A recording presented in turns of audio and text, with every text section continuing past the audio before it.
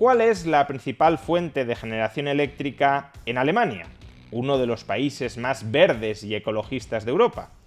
Pues es la fuente de generación eléctrica que más CO2 emite: el carbón. Veámoslo.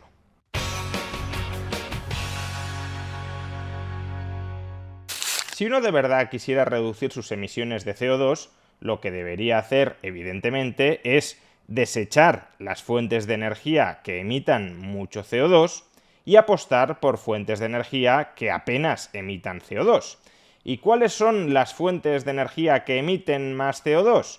Pues los combustibles fósiles y, muy en especial, el carbón. ¿Y cuáles son las fuentes de energía que emiten menos CO2? Pues las energías renovables y la energía nuclear.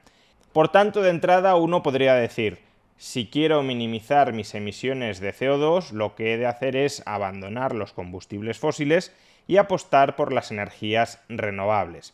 Esto, sin embargo, tiene dos problemas. Por un lado, no contamos con la tecnología adecuada como para que las energías renovables puedan reemplazar en todos sus usos a los combustibles fósiles.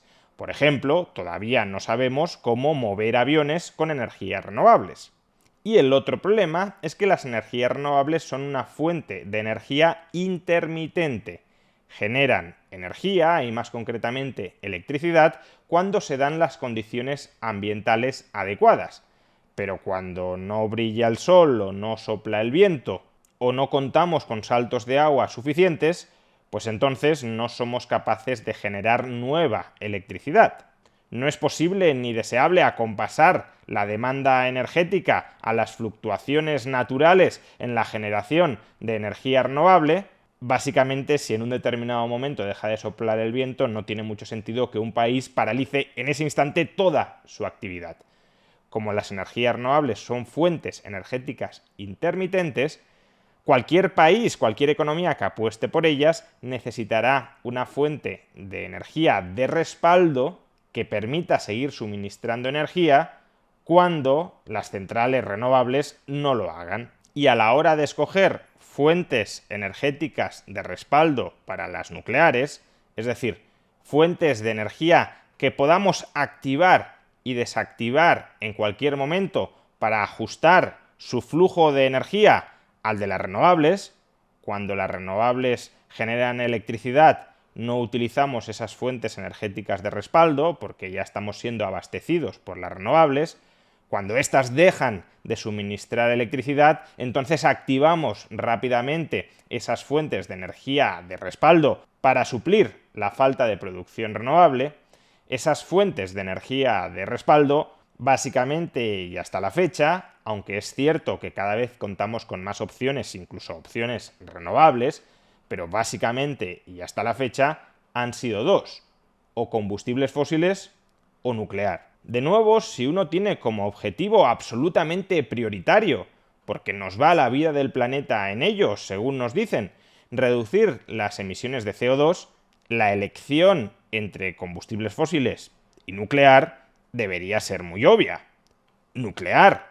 Si la nuclear no emite CO2 y los combustibles fósiles emiten mucho CO2, por sentido común, la fuente energética de respaldo para las renovables, porque estás apostando por las renovables debido a que no emiten CO2, debería ser la energía nuclear, no los combustibles fósiles. Y si no te bastara con la energía nuclear y tuvieras que echar mano de los combustibles fósiles, entonces, de entre todos los combustibles fósiles que existen, escogerías aquel que genera menos emisiones de CO2, básicamente el gas. En ningún caso, repito, si tu objetivo prioritario es reducir las emisiones de CO2, escogerías suplementar a las energías renovables con aquel combustible fósil que genera mayores emisiones de CO2, como es el carbón. Pues bien, la política energética de Europa durante las últimas décadas ha consistido en fomentar el uso de las energías renovables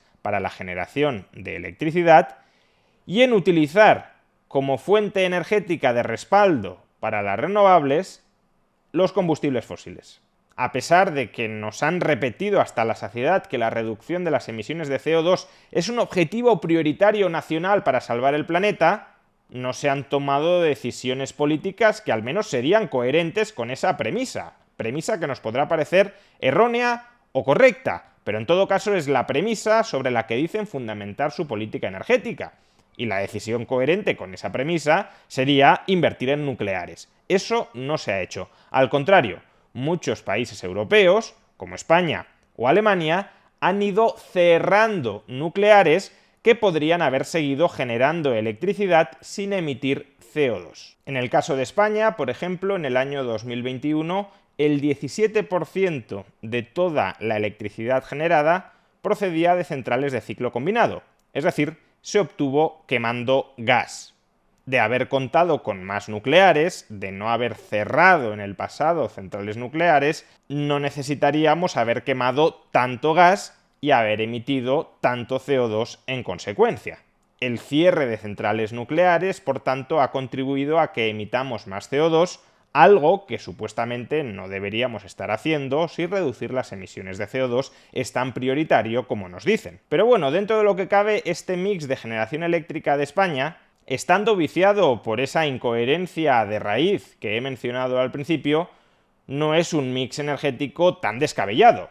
La nuclear sigue teniendo un papel destacado, 1/5 de toda la generación eléctrica del sistema, y cuando se recurre a combustibles fósiles, se recurre al gas, no se recurre ni al petróleo ni al carbón. La generación de electricidad por carbón en el año 2021 apenas fue del 2% de la generación total. Por tanto, desde el punto de vista de las emisiones de CO2, otra cosa es desde el punto de vista del precio de la electricidad, porque el carbón es más barato actualmente que el gas y por tanto desde un punto de vista estrictamente monetario tendría más sentido generar electricidad con carbón que con gas, pero desde la perspectiva de las emisiones de CO2 tiene cierto sentido que se haga así.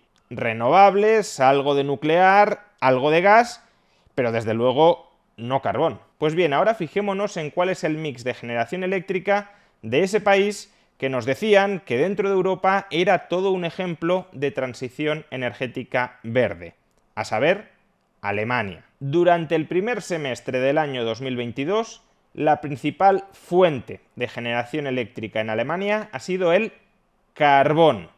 Más del 30% de toda la electricidad generada en Alemania durante los 6 primeros meses del año se ha obtenido quemando carbón. No es algo novedoso. La principal fuente de generación eléctrica de Alemania lleva siendo carbón desde hace décadas. Lo novedoso en este caso es que el uso del carbón, de la fuente energética más emisora de CO2 que existe, se ha incrementado en Alemania en 2022 frente a 2021. ¿Y por qué se ha incrementado? No solo porque el uso de gas natural para generar electricidad haya caído como consecuencia del escenario geopolítico en el que nos encontramos, sino también porque la generación de electricidad a través de centrales nucleares se ha desplomado. En la primera mitad de 2021, las nucleares generaban más del 12% de toda la electricidad de Alemania. En el primer semestre de 2022, el 6%. Por tanto, son 6 puntos menos de generación que han tenido que suplir otras centrales, entre ellas el carbón. ¿Y a qué se debe este bajón tan intenso de la generación eléctrica de origen nuclear en Alemania? Pues esencialmente a una decisión política. A finales de 2021 se cerraron 3 centrales nucleares en Alemania. Cada una de ellas en promedio producía el 2% de la generación eléctrica del país. Pues si se cierran 3, pasamos del 12% de la generación eléctrica en 2021 al 6% en 2022. Pero es que esto no es lo peor de todo. En Alemania quedan otras 3 centrales nucleares abiertas, de ahí que sigan generando el 6% del suministro eléctrico total. Y el cierre de esas 3 centrales nucleares está programado para 2022, para cuando termine este año. Se está replanteando el gobierno alemán, habida cuenta de que el cierre de nucleares se está traduciendo en un incremento de su consumo de carbón y por tanto en emisiones extraordinarias de CO2, se está replanteando el cierre de esas 3 centrales nucleares que quedan abiertas y que son perfectamente funcionales? Pues no. Estamos en medio de una crisis climática sin precedentes, de una emergencia climática, hay que reducir cueste lo que cueste las emisiones de CO2, pero las nucleares ya construidas y perfectamente funcionales que contribuyen a reducir esas emisiones de CO2, no las vamos a mantener abiertas, las vamos a cerrar.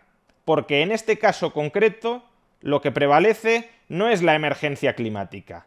Lo que prevalece es el dogmatismo político ecologista antinuclear.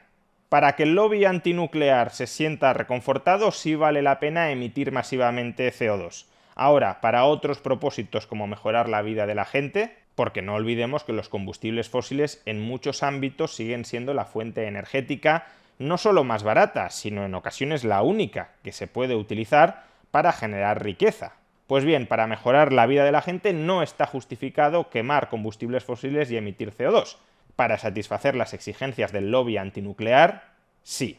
Un ejemplo muy claro de cómo la política energética europea durante las últimas décadas no ha estado dirigida desde la racionalidad y buscando la eficiencia y la sostenibilidad. La política energética de Europa durante las últimas décadas ha estado dirigida desde el dogmatismo y la irracionalidad.